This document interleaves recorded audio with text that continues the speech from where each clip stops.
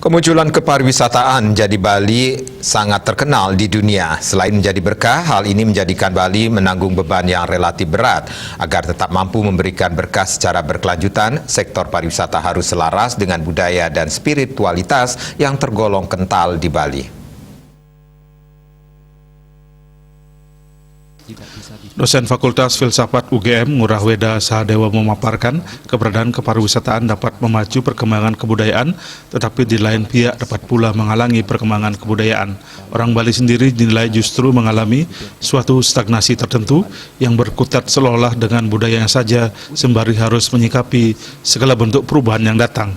Di sisi lain ada orang yang datang ke Bali semata-mata mengeksploitasi kebudayaan. Keberadaan pariwisata di Bali sejauh ini dapat dipandang sebagai bentuk kepariwisataan yang cenderung menunjuk kepada kemajuan secara fisik. Kemajuan secara fisik juga terkait dengan pembangunan kebudayaan yang mengarah kepada dimensi material. Kebudayaan yang berdimensi material pun dipertahankan secara masif atas dasar ketertarikan dari para wisatawan yang melihat gebiar secara material dari kebudayaan Bali itu. Kebudayaan Bali menjadi disederhanakan dalam tataran material sejauh yang dapat dilihat, adapun lebih tepatnya, lebih sejauh dapat dinikmati saja.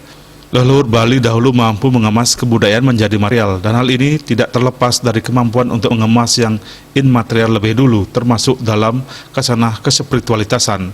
Spiritualitas adalah salah satu yang terpenting dalam kebudayaan Bali.